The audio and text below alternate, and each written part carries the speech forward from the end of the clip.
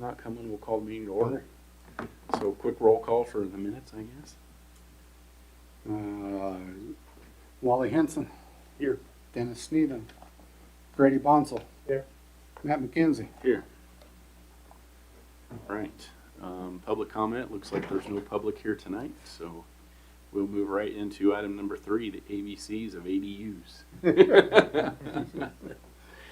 And it's really just to start the discussion. It's not, I think we're going to, hopefully, in a short while, I don't know how soon, but we will have, I'm trying to put together, I'm talking with a firm as far as to be able to facilitate a discussion regarding housing. So since it's probably going to become an issue here, more of an issue than it is already Yep. in town. The main thing, I'm going to set the background for this, and then we can get into the actual this pamphlet from AARP. But when people think housing, they start asking various things, and the city commission asked a question. And the first part of it, I guess, they're trying to order this in my head. It's going in a different order right now. One of the things they asked about when we started talking about housing incentives or moderate income housing grant application, they asked how much it was to extend utilities for a block. And when you add water and sewer and streets and drainage for a block, ends up between $400,000 and $500,000. Okay. And that was when concrete was $110 per yard, and it's $150 now, $160. It may go to $200 a yard here fairly shortly, or it has already in Colby, with the different firm that's taken over there. Mm-hmm. So if you think of $500,000 per block, that's a lot of money before you even do anything with the house. That's just to prepare the, Right. and that doesn't include the costs to, I had one recent person here, I've had at various times, but one recently, well, do you have land where a new development could occur?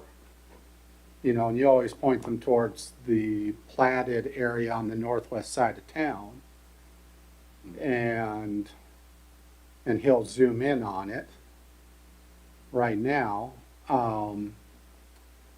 And they have a tool in the upper side, right side there, either area, square foot area, and then you can start, you just click a point on the screw. Area you want. Just try to do the one block there that has the cul-de-sac in it. So this here. Yeah. And go across the street. Well, that's okay. And include the lots on the other side of the street is what I was trying to say. Whoa. It'll start over, yeah. Sorry about that. That'll be easier. And then go down and you'll have to cut off a little bit. You don't make it completely square, and it'll give you a square and it's about 200,000 square feet.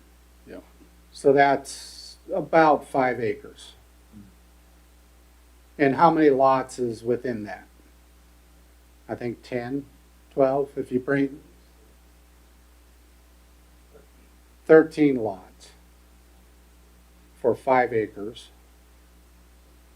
Well, if that's $500,000, which with the cul-de-sac it might end up to be a little bit more because you have more pavement and more curb, those type of things. Yeah, 4.75 acres of land you're using up for 13 lots, and then they're supposed to pay for that cost, $500,000. 10 lots would make it 50,000 apiece. Yeah. 13 is probably 40. Can't do that in my head quick enough. but 38.5. 38.5. And that's just the principal. Yeah. And you spread that over, and I've done that with various developments in Kansas, 15 or 20 years.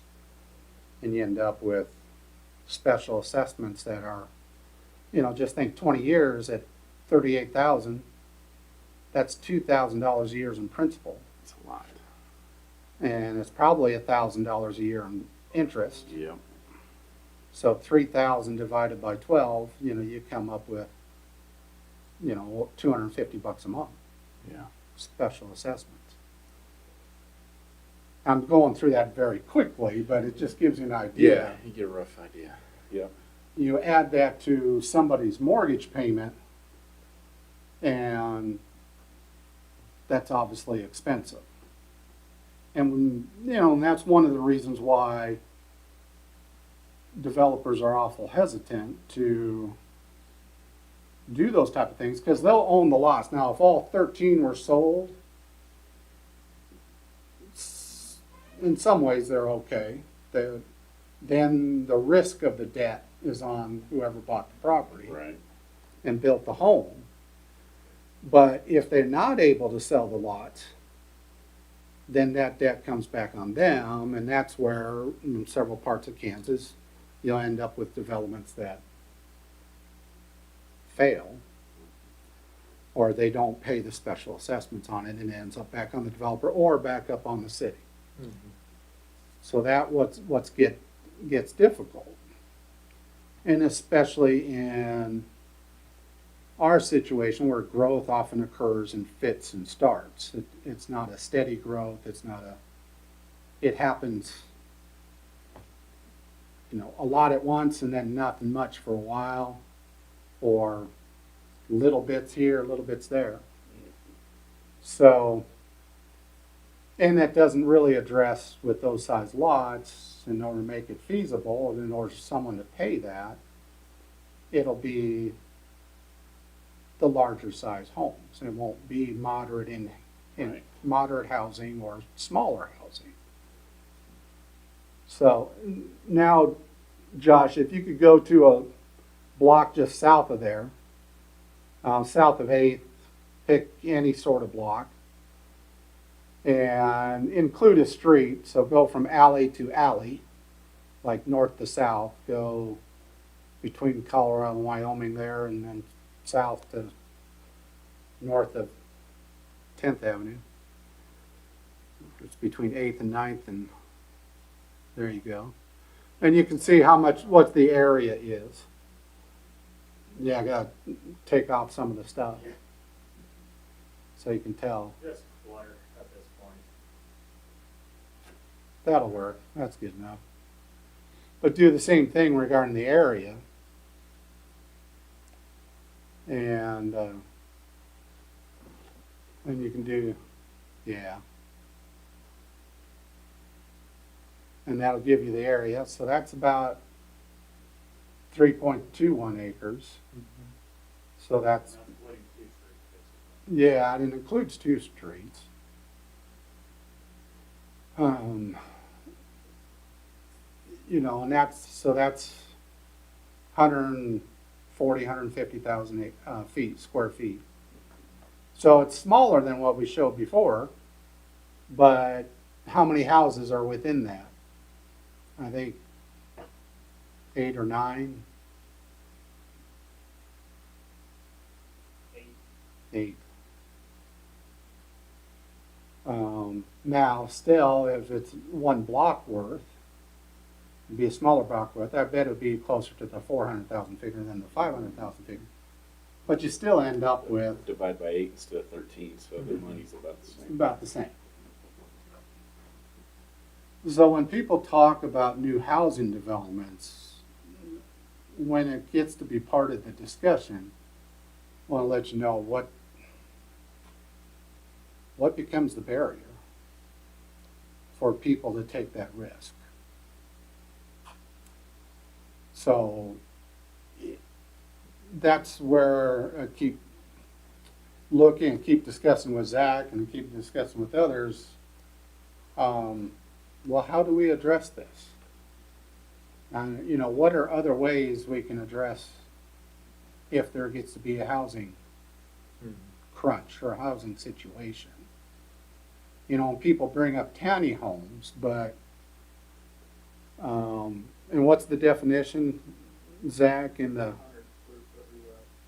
yeah, 400 square foot or less in the 2018, the International Residential Code, which the Builders Board, the Construction Advisory Board, they're about finished with the IBC, the International Building Code, which will go to the commission here within a month or two, probably. And they'll start reviewing the International Residential Code, which is, they address different things, but then they will also work together. So, but the definition of tiny homes is 400 square feet or less. Now, we do have some small homes. I was wanting to take pictures. I'm going to get a library of pictures of smaller homes. You guys, you know our housing stock currently. You know, we have a number of homes that are smaller, that are 500, 600, 700, 800 square feet. Now, that's not technically a definition of tiny home, but it's definitely a smaller home. And within this, the ABCs of ADUs, I think there's a couple of incredible statistics that kind of need to be pointed out, and especially if economic conditions get worse, how it could affect different housing and also kind of some of the trends that are affecting housing.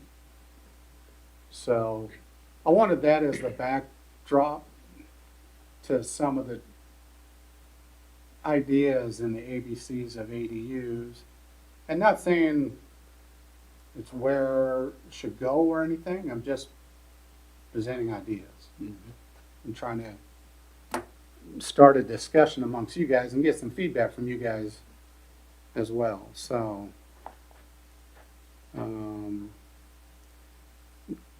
Josh, why don't you go ahead to the, you did.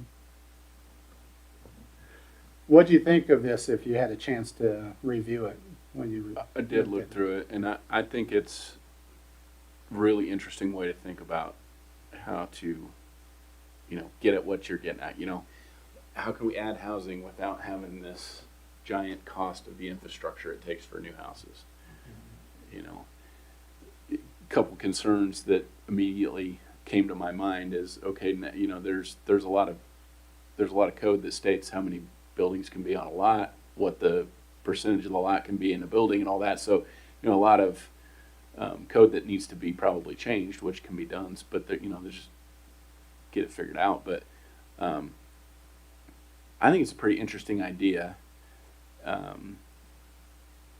then again, you know, thinking about packing more into tight spaces, is that the right thing to do? Right. And it's a value choice for the community and how to handle it.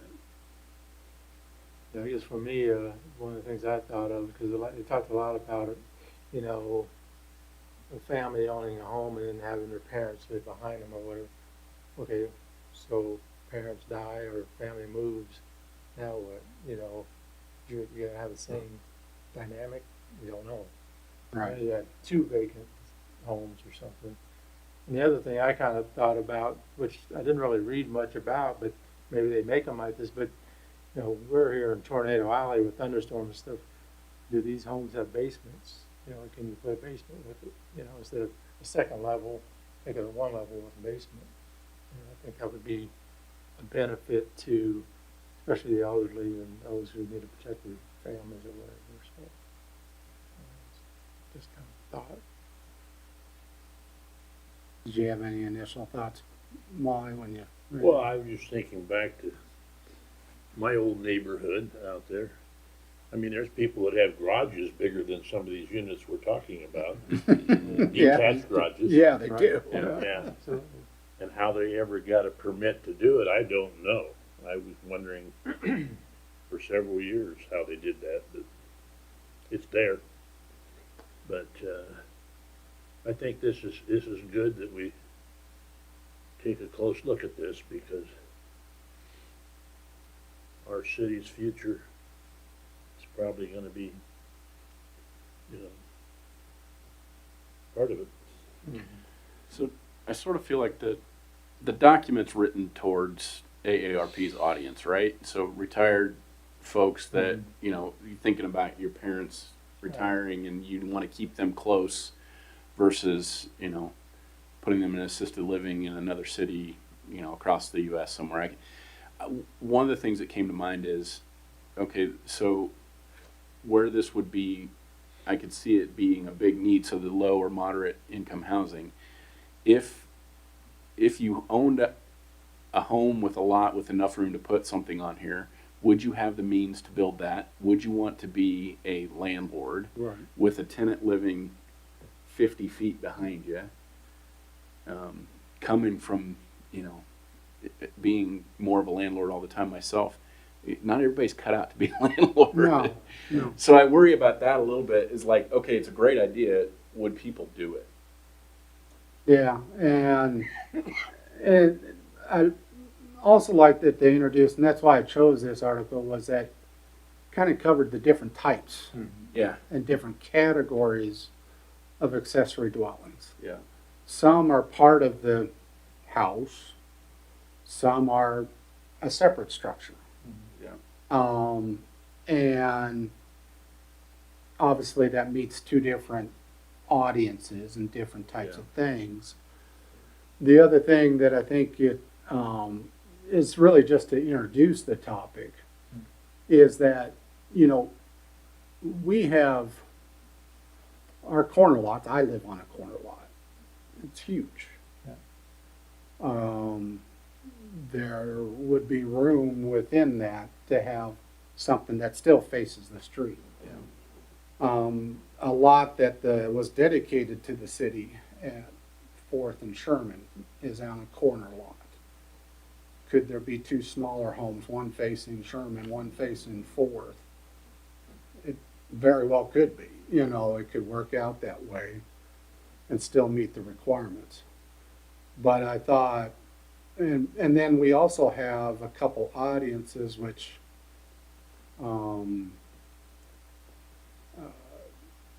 you know, as far as the technical college, both students and people who work at the technical college or come to work at the technical college, and they may not want to purchase a home their first year.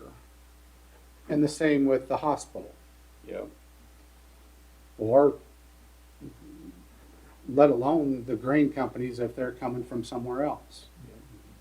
They may not know right away which part of town they where they want to try to live. And this can be transitional, you know, year, 2 years, 3 years, and then some other type of housing. But it just brought, the other thing that goes with the ADUs that started clicking in my head is when I was talking about the initial development, that risk is all on that one developer. yes, So that's on one entity. If you end up with 10 or 20, not saying a huge amount, let's just take 13 houses. Okay, 13 different people decide to build or add or remodel either a portion of their home or add a second structure. Then that risk is shared among 13 different, or maybe 10, 11, 12, you know, somebody does it in two. We know we have several property owners that own lots of different lots in town. You know, that might be an option. you just kind of gave me a perspective there that I hadn't really thought through to my first objection about people not wanting to be landlords. But if you look at it the way you just proposed it, of 13 brand new houses with the risk assumed by one person, or 13 individuals in a town of nearly 5,000, there's probably 13 people that would do it Right. out of that many people.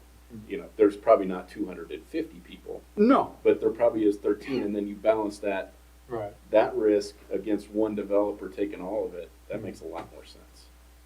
Well, and the other part is, how do you get that one developer to take the risk? Yeah. They have to see some growth already occurring, or there's some need. Right.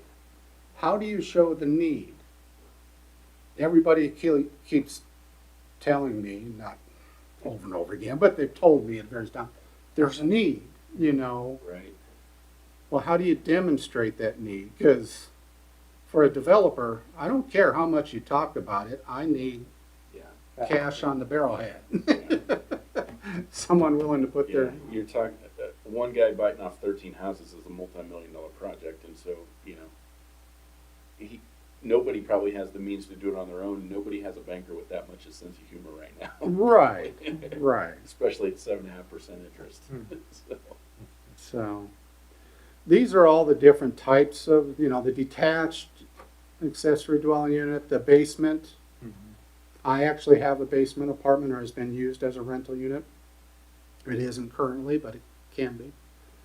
A garage conversion. I know of a couple people that have thought about that, of having on top of the garage, or like you said, Wally, these big structures. How hard would it be to have something, when you decide to do it, put something on top of it? yeah. An attached, you just make the building a little bit bigger and you add on something, or a second story.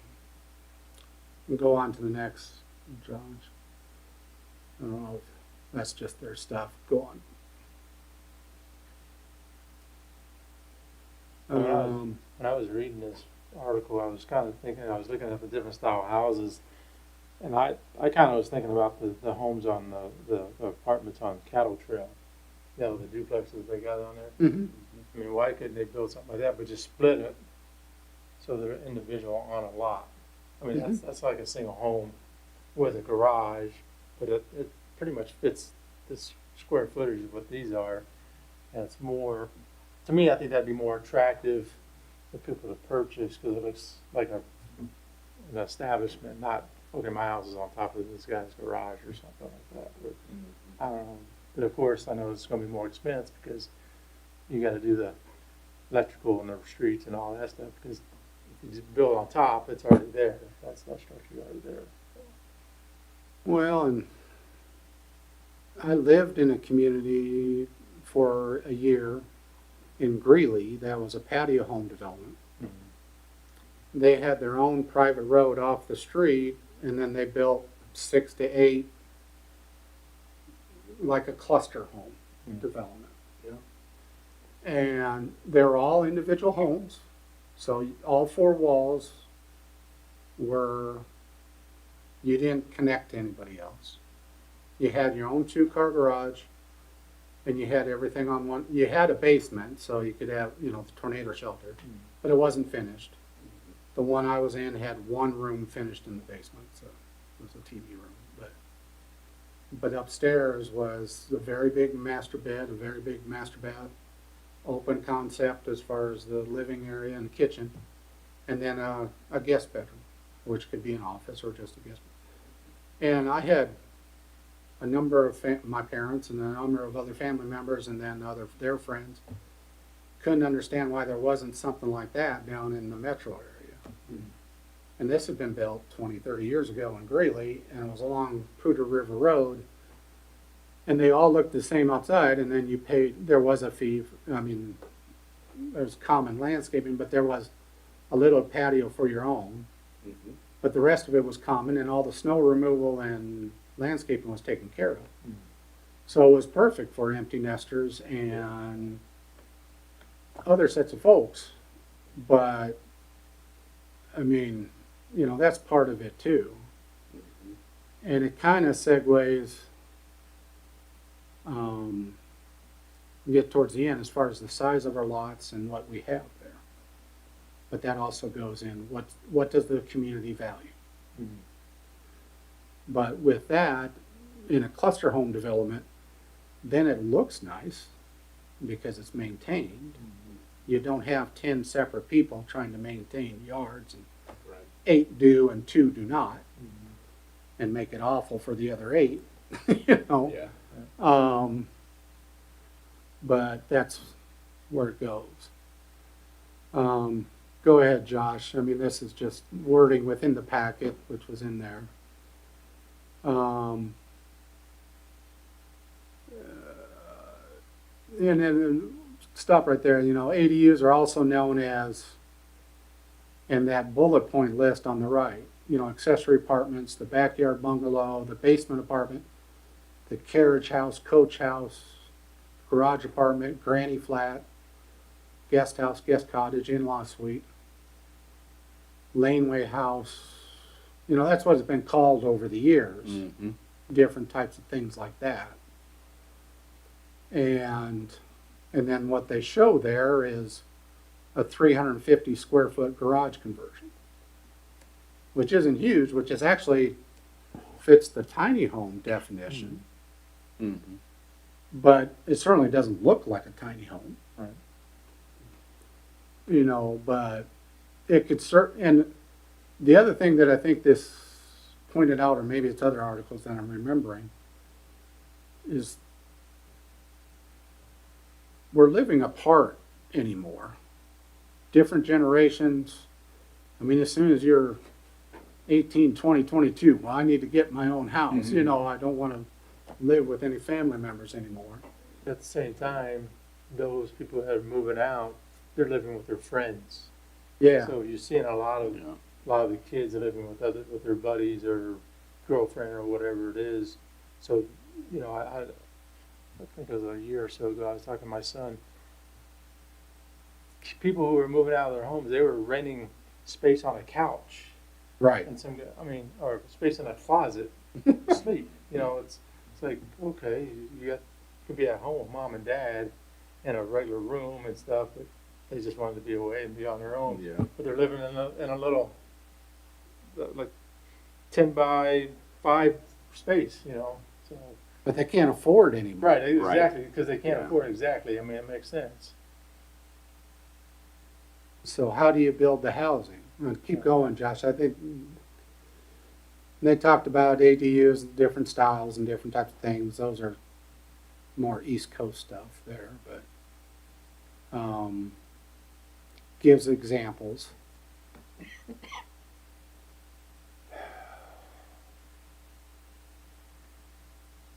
And then, you know, and it talks about what are good things. Some of the things we've already talked about, of why it's a good reason.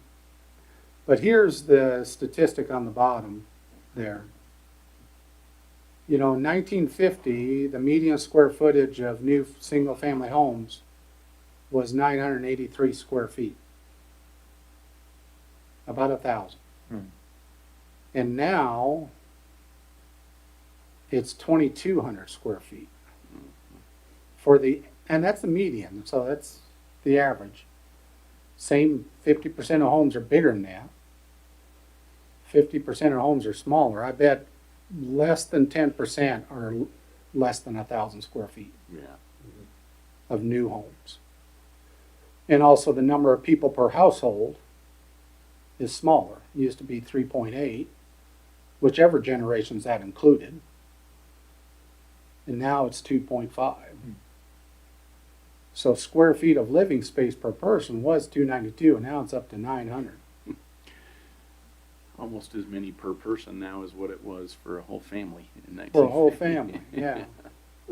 I mean, I'm looking at my own personal situation. So I live in like a 2,400 square foot home.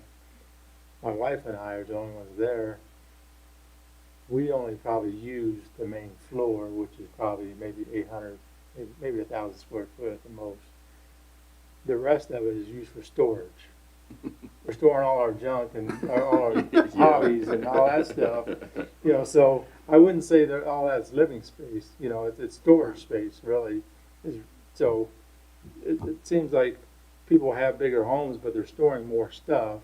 They're not actually living in those areas where, you know, you build a, let's say, 1,000 square foot home, and you get them a 2,000 square foot shed they would be happy. That's what I see. I mean, Yeah. I think they'd rather have their sheds than their homes, it seems like. And we can't build enough storage units. Right, Oh my exactly. gosh, no. Exactly. I mean, yeah. And do people even take their stuff out of the storage unit once Right. it's there? Right. Not usually. So, I mean, that's some of the statistics or some stuff that I just Yeah. wanted to present Mhm. to get prepared for a real discussion on housing and what we're Yeah. gonna do. And this shows an example of adding on to the back of a house to be in another dwelling unit, a separate entrance. And I thought they put in some good information regarding the reality checks in real life too, of how it actually got, what was the good thing about it. And they give other examples within this pamphlet. A garage apartment. And then a basement ADU, which really is just about making sure you can escape out of it and have the proper entrance and all those type of things.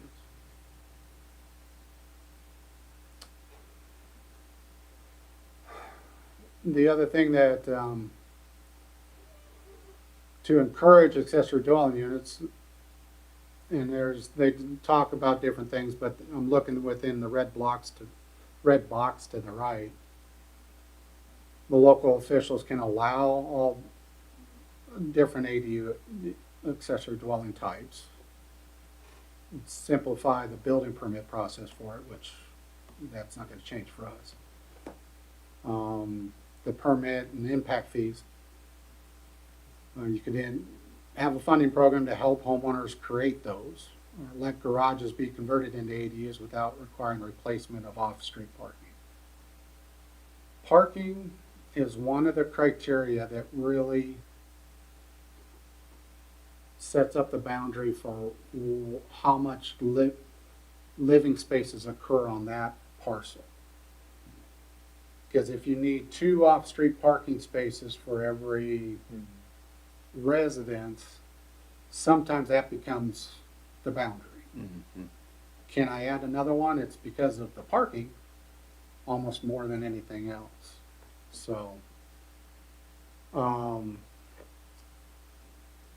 then, but what's interesting about our zoning, keep going through this, and I'm gonna switch to the other item, I think, but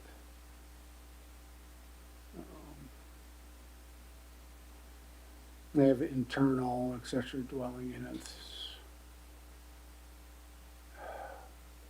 And then they give different people that need, or that it could help with. You could have obviously empty nesters, families with young children, individuals in need of care, Mhm. and then having rental income. But Matt's point is well deserved. I mean, I had a rental unit that was 200 miles away at once, and that was not That's a good times. idea. We've lived through that too. But there can also be some style, and make Yeah. it look nice too. So, Well, it's kind of like what we've talked about, or I brought up in the past about, the ordinance around single wide trailer houses and, some of the square footage that was put in. You can get around that by requiring so many peaks on the roof Right. or, different architectural things on the outside to eliminate that and still have small square footage, but really interesting looking buildings. right.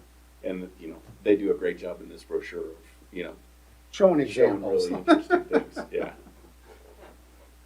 Well, and that,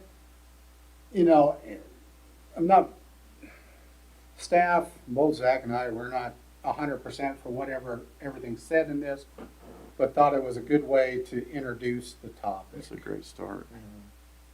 Um, So one of the other things that popped in my mind as we've been thinking about this is, I'm thinking about it from my own personal perspective, and if I put one on well, just for an example, the house we live in right now, we have an enclosed pool that's become a huge pain in my rear. But that room is like 1,500 square feet. It's as big as our house. And it could easily be one of these. But as the homeowner, I would want it all on its own meters Right. so that I could rent it out and they can pay their utilities. So there's probably some opportunity for the city to help there as well. Like, instead of paying the full meter taps, can I pay for the parts and the city provides the labor Right. to put all that in? And, just help those sorts of things. There's opportunities to help there, I think, a little bit. Maybe there's some program that could be developed where for a certain period of years you could have a lower meter fee for providing that, and then it would go whatever. I mean, Yeah. I think about the tax rebate program we've got going right now on property improvements, and that's another thing that could be a huge, because obviously if I made that improvement to my house, my property tax would go up. But there's a program right now for improvements that you can get that rebated back over 5 years. So Well, going back to that beginning thing, okay, 10 to 15 houses for a block. You're spending $500,000. Could that $500,000, not saying that we have that to spend, Right. but could that be served to help people? Because you don't have to extend infrastructure. right, You have to be careful that you don't put too many services within a block that is only a 4-inch or a 6-inch main. right, yeah, And we need to improve that anyway. But it's much easier to do that, just take care of the water. The sewer's already taken care of most of the times, that size is not gonna be affected. And the street's already there. So instead of street drainage, water, sewer, and electric, you only have to worry about one of the 5. That makes a lot less cost. And, then there's some things you can do to help that occur, maybe. Yeah. Maybe. I'm not even going there yet. I'm just, when you think of it, okay, adding one house on a block is not gonna affect that traffic that much. It's not, and it might help the, people who are living on that block. And have a more rounded neighborhood. But the other thing, and I don't know how close you are to the end of this, I'm not following too close.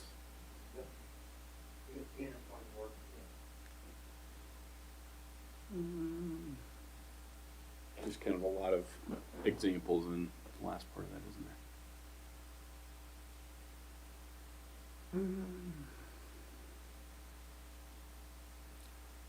You can allow and you can control it, which is obviously you want some of that. And they talk about an ADO zoning code, but one thing that I also wanted to bring up,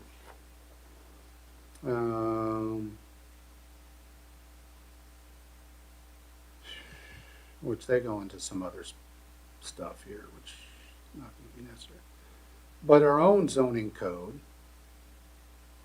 which was the other document that I sent you, and go to the R1 thing, Josh, which is on page 27 of the packet. If you have the packet up, if you just have the that document up, you have to switch to the packet. But the R1 district is actually a single family and 2-family district. So, and this isn't gonna fit, this doesn't fit every situation. It's not trying to say that. Because there are lots in town, there's quite a few lots in town that it fits one house, that's all it really needs to fit. But our zoning, we really have 2 residential zones plus the mobile home park zone. That's it. So we're not complicated. We have R1 and R2. R1 is single and 2-family dwellings. And then R2 is multifamily district. The one thing that I wanted to point out is our minimum lot area for single-family dwellings, although I don't think some lots in town meet this requirement, is we have 8,400 square foot as the minimum for single family. Yeah. Whereas in every other community I've been in, it was 5,000 square feet. So we're in the high plains, we're in the prairie, we have lots of room, or we think we have lots of room, and we want to be far away from each other, which helps in some things, but when you're trying to add houses, that also impacts when you see how much square feet it takes to build a block. Mhm. I mean, I had developers come and bark when it was 5,000 square feet, you know, in different towns. Mhm. And this 8,400 square feet, that's a lot of room. It's big. You know, when you think of 50 by 140 square feet, which is a lot of lots in town, Mhm. that's 7,000.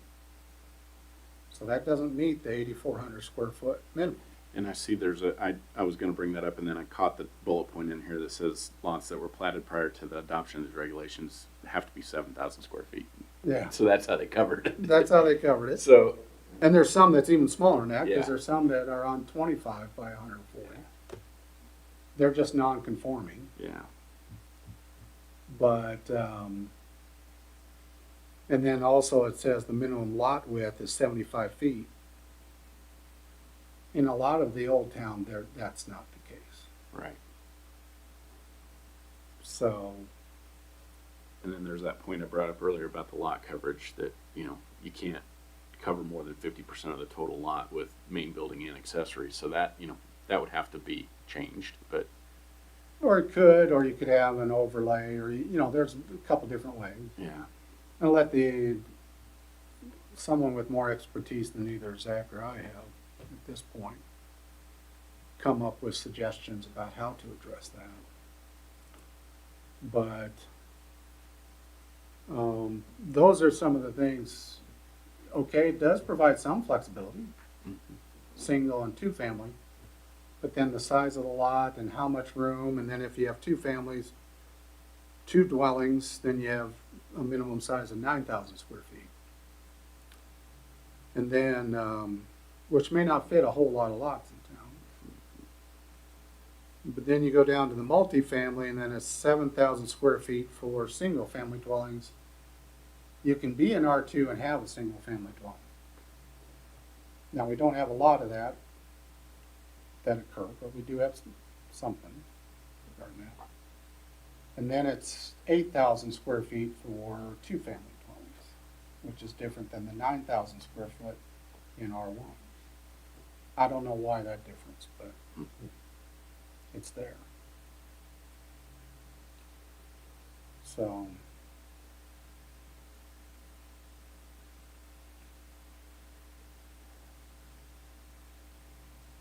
what does this cause you to think about when you're seeing all this stuff? I think, like you said, it's not complicated, so that's a very good thing. There's not pages of, rules and code that would have to be sorted out, so I think that makes it easy. Well, I'm thinking about our new duplex over on 12th and Kansas. And I'm thinking a lot of stuff that we're just looking at right here now for the ADUs. I'm wondering if Goodland didn't go through this before. Well, and they might have, but they may not have called it that. Yeah. And I know of a couple other places where people built duplexes, modern duplexes, just like the one you're living in, Mhm. that look real nice, that add to the neighborhood. They don't detract from it. But it was addressing a need. You're much more comfortable, you'd said before the meeting, much more comfortable living in the living situation that you have now Mhm. than the house that you're moving out of. You moved Exactly. out of. But people at different stages in life need different housing. And I also think that within the last generation or two, could ask Zach, he's our resident next generation. Are also, they want different housing situations. Because they want to spend their resources on Right. something besides the house, something they do outside of the house. I don't know if you've experienced that in your families or different types of things. Yeah. I don't know if you've had that happen in your own life, Zach, or with other people. Most definitely, I'd much prefer a smaller house that's not gonna take a huge chunk of my yearly wage and be able to actually save some of it and invest it into things that will make future wealth opposed to the housing market that might go up, might go down, and you never know. Well, not only that, then it's time consuming to maintain, you know, especially if you have a bigger yard, bigger house, more things break. I just see the younger generation not wanting to really do a lot of that. Not that they don't want to do work, it's just they got other activities they're involved in, you know. That's where the eighty would come into a great play because it would kind of teach the younger, my generation, Mhm. who are just getting into that zone, the responsibilities and what it takes to actually take care of the home and stuff. Right. Yeah, 'cause, I mean, back in the 50s and stuff, the American dream was like get your own house, have a nice yard, picket fence and all that. Now it's the smaller I gotta maintain, the less I gotta be responsible for, happier I am. More money I got in my pocket type thing, you know. And of course, you know, with that, you know, you asked the question about what comes to my mind. Doing the ADUs, I think is a good idea, but I just see a cluster of people might be more crowded on a block now.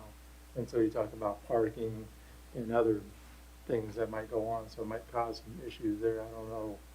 You know, but I guess we'd have to really lay it out, what you can, what you can't have as far as that goes. You know. 'Cause I mean, I could probably turn my garage into an ADU. Not that I would. Then you're gonna need storage unit. Exactly right. But I mean, I don't know if I really want somebody that close living Yeah. behind me. I mean, not that I don't like people. It's just it's kind of nice to have a yard, but that's Sure. the style I like. Everybody know. needs their space. Yeah. But if you're on top of each other, then you have more domestic violence possibly, or whatever. You know, people fighting or whatever's going on. You know. Just thinking about examples in town, this place right across the street is kind of one that, you know, it's got this big main house and then there's 4 apartments that sit right beside it. And so, you know, it works in some places and other places it wouldn't. Well, and I think one part, if it's okay with you guys, what staff might want to do is put together a portfolio of examples from around town of different things. Yep. Not trying to highlight different people or anything, I don't want to be that, I but think it would be good though, is we take this to a wider audience, people are, you know, the first things they're gonna think of are, you know, a lot of the negative that we thought about tonight. And it's one thing for the, you know, 5 or Right. 6 of us right here to, but if we had a room full of people, if we Right. didn't have some practical examples of, hey, this is what we're already talking about and this is what we live with every day, like this right across the street, nobody has any objections to that. Well, not only So- that one, but just Yeah, and there's one right Picture here too. brick one Yeah. right over here. Yeah. So those are perfect examples that, you know, houses that have a lot of history in town that have these units on them. Mhm. So, Yeah, well, on the house on the corner here, I guess used to be 3 different, be a triplex. Hmm. Or I mean, 3 different rental yeah, 3 different situations, units. Yeah.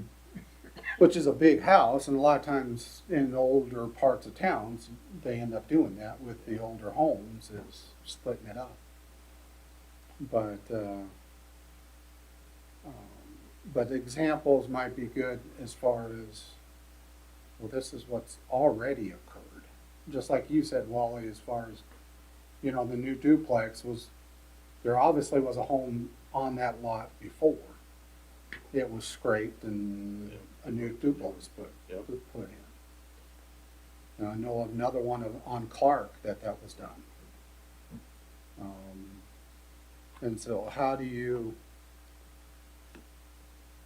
if we end up with economic development project that's gonna bring 50 or 60 jobs to town, And you end up with, let's say half of those choose to live in Goodland instead of anywhere else along the Burlington to Colby corridor.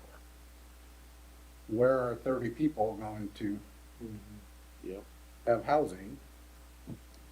Not that it can't be done with current, but how could additional, and people say, where could we have new housing stock? Yeah. And not just the semi-custom, or that market can take care of itself Yeah. up in the northeast part of town. That they'll keep progressing and keep adding homes. Yeah. It's how do you meet the other parts of the market? The moderate income, the lower income, and not even to say, how do you encourage multifamily to occur?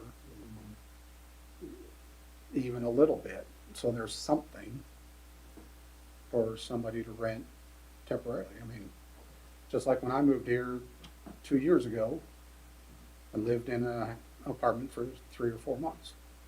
3 months. So, Well, it sort of, maybe it gives an opportunity for some people that, you know, would like to take advantage of that. Maybe they do have the opportunity to turn something on their lot into a dwelling unit, but they've never thought about that, or they don't know, you know, how to get that done. But they know that all these people are coming and there's an opportunity for them and they can get some benefit out of it too. Right. Rental income or whatever, so. Sometimes all people need is to be asked. Yeah. So. What's old? Well, see, Colby's got 24 new houses out by their swimming pool, and people are starting to move into them now, Yeah. including a relative of ours. But anyway, are we gravitating toward that type of thing here, do you think? I think there's gonna be opportunities that will come. And, I mean, with Schooler bringing in people for the, what is it, beans and canola oil, Mhm. there's gonna be some people coming to town. They talked 30 to start with. Now I read in the paper today that it might be 40. right. And there's other projects besides that that Mhm. may be coming, so. Sure. But, you know, that's always, seems to be the mantra. Well, it is coming, Yeah, you know. again, yeah, it And then sounds it great. doesn't, you know, Yeah. it's like, okay, when's the reality? And there's been enough to get people to be skeptical in the past, you know, things that didn't come to fruition. So I get it. And, you know, one of the other challenges Goodland has versus Colby is there's a couple developers in Colby that aren't afraid to bite off a project. And, you know, we really don't have that in Goodland. Right. So, The person with the resources to dedicate, yeah, to spend there's, what they spend over there. I haven't looked at the numbers, but I guarantee you it's in that 4, 5, 600,000 per block range. yeah. Does the state have a program like for small communities like us to get a grant to help out with development projects like this? You know, we've applied for a moderate income housing grant through 2 or 3 rounds now. We haven't been successful. They do have some money that goes, but it's usually on a project basis. And they've chosen, and it's pretty individualized projects. Yeah. Atwood's done pretty well, and then they've ended up, they did some on their own, they had a grant that helped a little bit as far as an additional street or 2 in Atwood that they've been able to do. Yeah. But there isn't, I'm starting to view it as you almost have to show you can do it, and then more resources can get added. It's awful hard to convince to say, give us the money and then we'll do something with it. Well, I was just thinking, because I know like out east, you know, in Olathe, Lawrence and all those, Governor Kelly's building all these big manufacturing companies and all that, to bring people into Kansas. I mean, we're part of Kansas too. And well, why couldn't we kind of, ask for the same assistance, and when we know we got school bringing 30 more families in, and maybe another possibility of other businesses, you know, hey, can we get some of that piece of that pie too to help us out here? So, I don't know, I mean, I just was wondering if we ever took that approach and showed them, this is what we have coming in, but we can't bring it because we don't have the foundation. When Lieutenant Governor came out just the last couple of weeks and spoke regarding the project in Ruleton, flour mill and bakery was being discussed. The discussion turned quickly to housing, and they said the state would be more than willing to approve a rural housing, the RHID, Rural Housing Incentive District, I think. But that may not be the criteria that helps this type of project. I see. It's more about,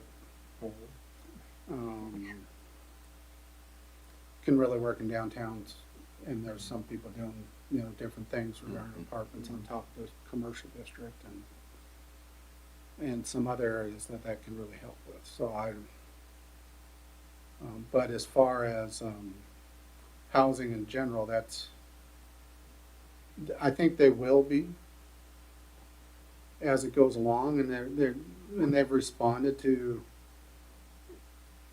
you know, like they approved the base grant for the industrial park. As these projects come online, I think there'll be additional things that they'll say yes to. It's just, how do we package it? How do we message it? And is the community fully on board with it? And that's where I think this is going to be, it's not a one and done discussion. I think the community needs to be behind it. Not 100% behind it, because you're not going to, that's too high a goal. But, and I also think it really, we'll have a discussion around what does Goodland value. You know, the large lots and being away from each other, or do they value some new people coming to town? We do have a churn no matter what in Goodland. You know, we do have new people come to town. But how much of that is too much? I think people would want some new housing here, but I may be mistaken as well. I don't know. And I think that's part of the discussion. What would people like to see? And I think once the community is behind something, it'll be much easier to say to the state, we've had that discussion and the community is behind this project. And then they would be willing to give us some funds to help it happen.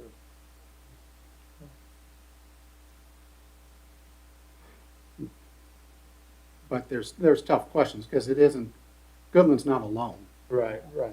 Yeah. I mean, housing is an issue in almost every community across the U.S. Yeah. And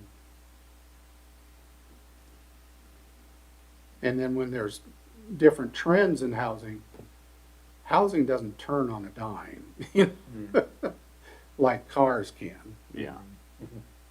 Housing is for long term. Right. And that's the other important point to make, is whatever decisions you make regarding housing, there's long-term effects. You know, it has an effect for 20, 30, 40, 50 years. Just like the housing that's already here. So, sorry, I started getting long-winded there. Oh, that's good. That's good. Thanks for the explanation.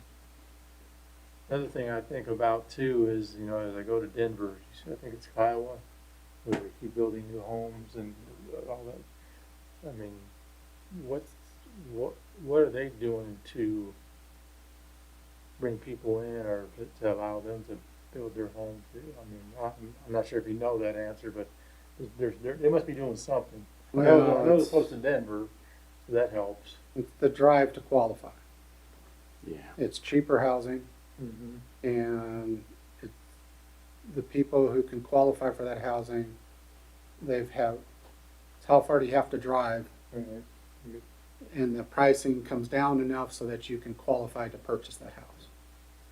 So they're near enough an employment center.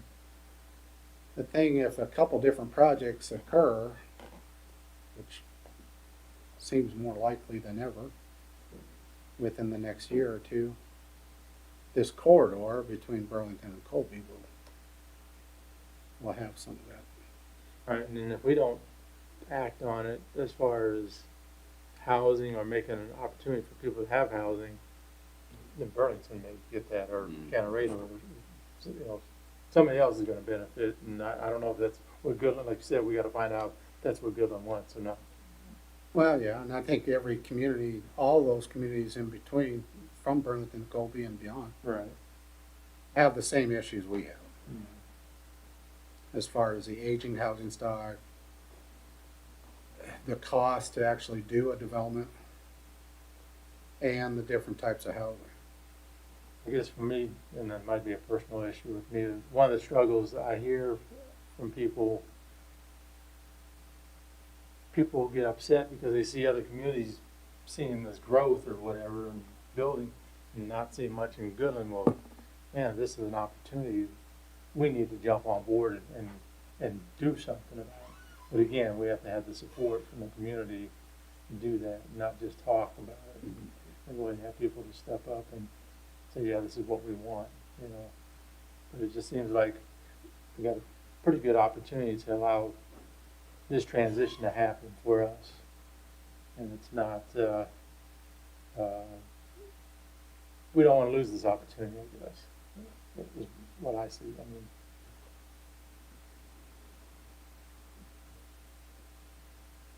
I think there's gonna be more to discuss.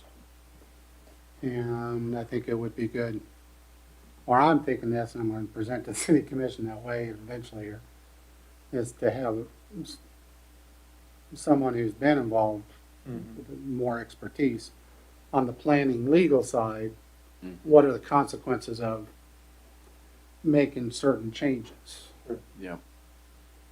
And then, or are there changes that need to be made, or can you do it already? You know, Yeah. within the code, or what changes do you want to consider that are beneficial? right. And if you have some expertise involved, but then have a joint meeting between the city commission and the planning commission and some of the housing incentive committee that's talking about incentives or business incentives or housing, then it'd be good to have all the parties involved in a joint discussion. Would you guys be willing to participate? Yeah, absolutely, yeah. Yep. Mhm. I mean, that's what we need. We need to come together and help decide decisions for the town. I mean, that's what it's all about, you know. Yeah. It's not one against the other. We all gotta have consensus, and if we're all together, then we can work together and move forward with it, you know.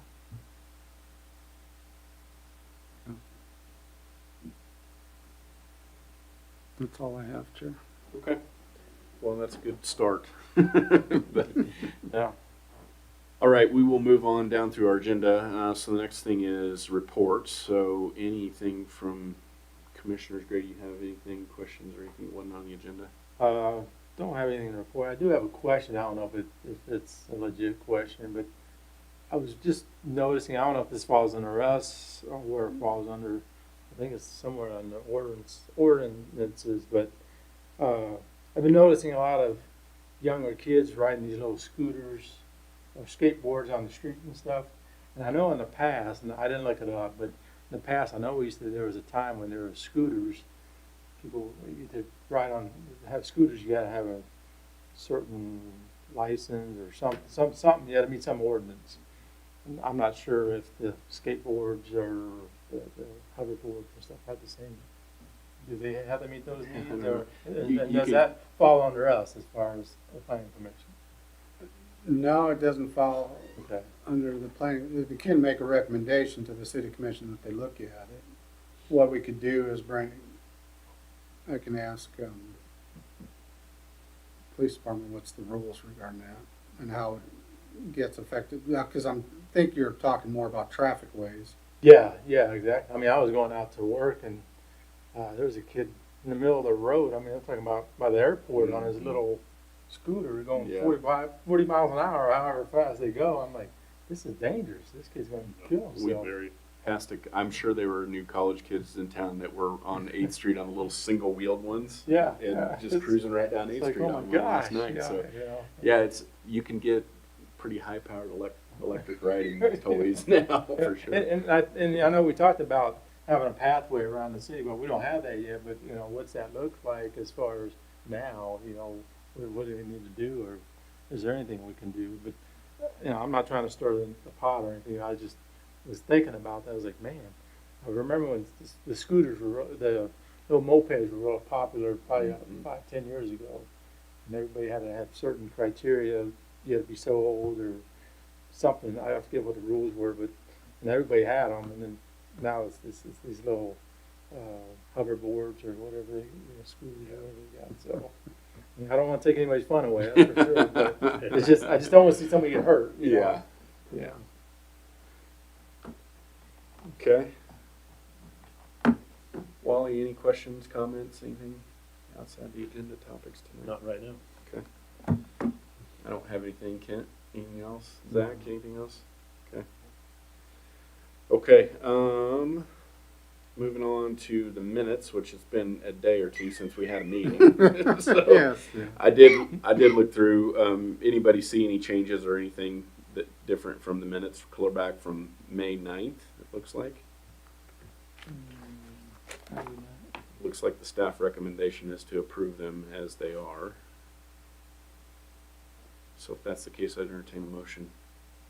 I make a motion to approve the minutes as they stand. Second. Okay, all in favor, say aye. Aye. Opposed, say nay. All right, motion passes. All right, last thing. Let's adjourn. So I'd entertain a motion to adjourn. Kidding. Make a motion to adjourn. Second. All in favor? Aye. Opposed? Who wants to stay? No one. All right. Thanks for going through the motions of the meeting. I know that seems really ridiculous, but I think it's important that we It is. Yep. try It is. to have some decorum to the meeting. So.